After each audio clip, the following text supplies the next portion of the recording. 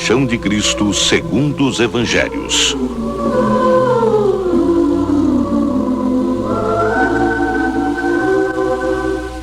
Perante Anás e o tribunal de Caifás.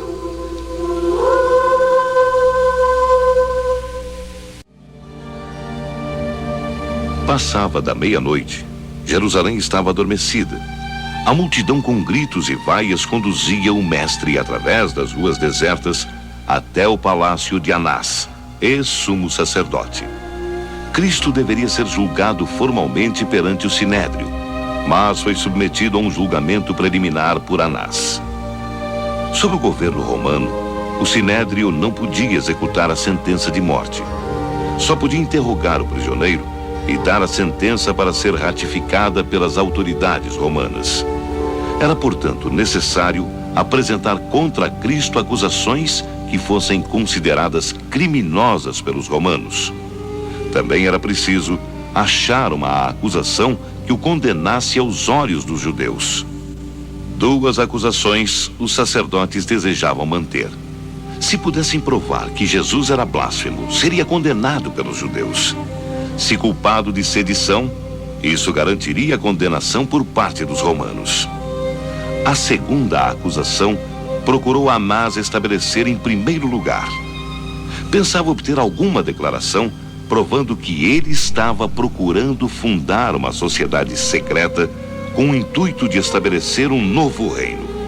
Então, o poderiam entregar aos romanos como perturbador da paz e cabeça de insurreição.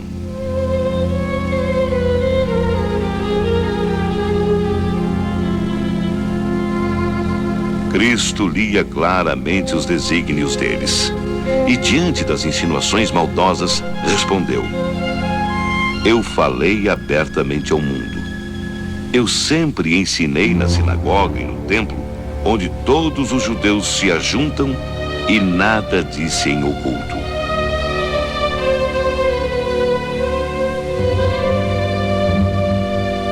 Cristo sofria vivamente sob maus tratos e insultos, nas mãos de seres que criara e pelos quais estava fazendo imenso sacrifício, recebeu toda espécie de opróbrios.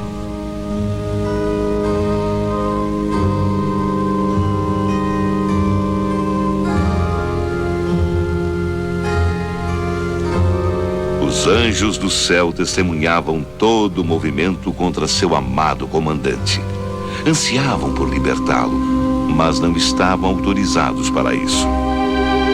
Nada dissera Cristo que pudesse dar ganho de causa a seus acusadores. Todavia, ligaram-no para significar que estava condenado.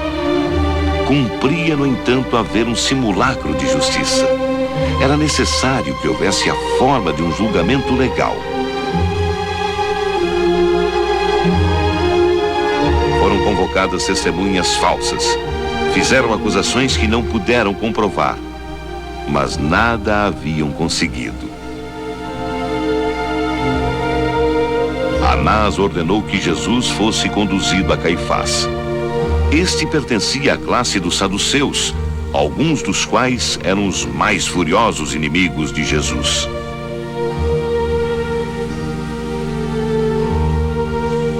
Era então de madrugada ainda escuro. À luz de tochas e lanternas, o bando armado conduziu o prisioneiro para o palácio do sumo sacerdote.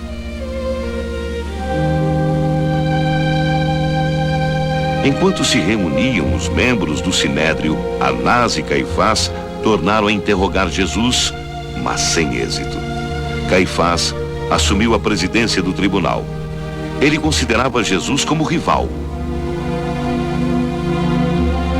Por instantes, sobreveio-lhe a convicção de que esse homem tinha parentesco divino. Logo a seguir, baniu essa ideia. Sua voz se fez ouvir em tons zombeteiros e altivos, exigindo que Jesus operasse diante deles um de seus poderosos milagres. Mas não foi atendido. O povo comparava a conduta excitada e maligna de Anás e Caifás com a serena e majestosa atitude de Jesus. Percebendo a influência que se estava exercendo, Caifás apressou o julgamento. Os inimigos de Jesus achavam-se em grande perplexidade. Os membros do conselho estavam divididos entre fariseus e saduceus. Renhida animosidade e contenda reinava entre eles.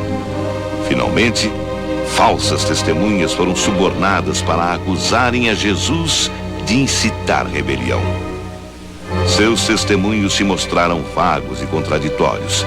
Falsearam suas próprias declarações. No início de seu ministério, Jesus dissera: derribai esse templo e em 3 dias o levantarei. Na linguagem figurada da profecia, predissera assim sua própria morte e ressurreição. Ele falava do templo de seu corpo. Estas palavras de Jesus foram distorcidas pelas falsas testemunhas. Mesmo assim, nada continham que pudesse ser consideradas como crime digno de morte pelas autoridades romanas.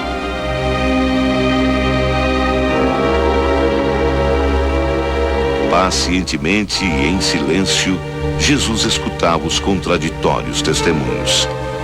Caifás estava desesperado. Restava um único recurso. Cristo devia ser forçado a se condenar a si mesmo. Ergueu-se da cadeira de juiz e exclama: não respondes coisa alguma aos que estes depõem contra ti? Jesus guardou silêncio. Isaías, em seu livro, no capítulo 53, versículo 7, predissera que ele foi oprimido, mas não abriu a sua boca. Como um cordeiro foi levado ao matadouro, e como a ovelha muda perante os seus tosqueadores, ele não abriu a sua boca.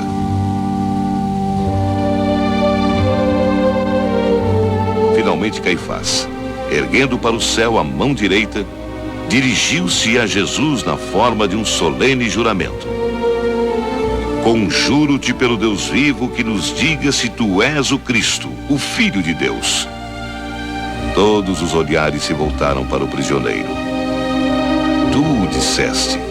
E acrescentou: digo-vos, porém, que vereis em breve o Filho do Homem assentado à direita de Deus e vindo sobre as nuvens do céu. As palavras de Cristo sobressaltaram o sumo sacerdote. Sentira-se por um momento como a presença do eterno juiz prestando conta de seus atos. A cena desapareceu da sua visão e, rasgando suas vestes para que o povo visse a sua indignação, exigiu que o preso fosse condenado por blasfêmia. Para que precisamos ainda de testemunhas? Eis que ouvistes agora a sua blasfêmia, que vos parece? E todos o condenaram.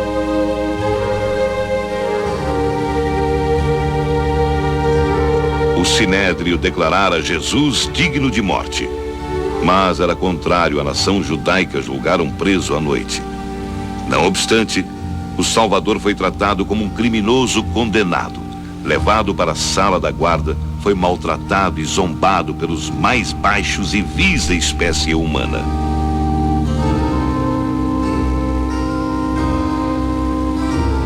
Mas enquanto ele suportava a farsa de um julgamento, era negado por um dos seus discípulos. Depois de abandonarem o mestre no horto, 2 dos discípulos ousaram seguir à distância a turba que levara Jesus preso. Eram Pedro e João. No pátio do palácio onde se encontravam, fora feito um fogo, pois a madrugada era fria, e Pedro tomou lugar junto aos que ali estavam. Ao incidir, porém, a luz no rosto de Pedro, ele foi reconhecido pela porteira que lhe disse: não és também um de seus discípulos?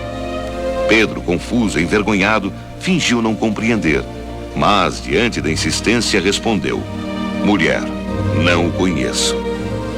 Foi a primeira negação, e imediatamente o galo cantou. Pela segunda vez foi Pedro acusado de ser seguidor de Jesus, mas com juramento declarou: não conheço tal homem. Foi Pedro acusado de ser seguidor de Jesus.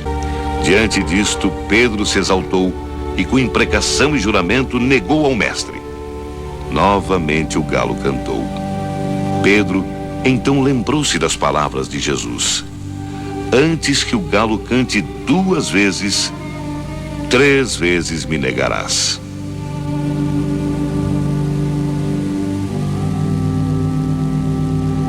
O canto do galo ainda ressoava em seus ouvidos. Pedro olhou para o mestre e encontrou o olhar de piedade e de tristeza e cheio de compaixão que penetrou-lhe como uma seta até o mais íntimo de seu ser. Ali está Pedro arrasado. Acabara de declarar que não conhecia a Jesus, mas podia compreender agora quão profundamente Jesus o conhecia. Ele, Pedro, que afirmara que se fosse preciso iria até a morte com o mestre, que desembanhara a espada lá no horto para defendê-lo, agora estava derrotado. Olhou uma vez mais para o mestre e viu alguém lhe bater na face. Incapaz de suportar por mais tempo, retirou-se apressadamente. Encontrou-se, enfim, em Getsêmani. Lembrou-se da solene recomendação: vigiai e orai, para que não entreis em tentação. Ah, se tão somente tivesse vigiado enquanto o mestre orava lá no jardim, certamente não o teria negado. Agora Pedro estava ali, arrependido, derramando toda a sua dor, suplicando perdão a Deus.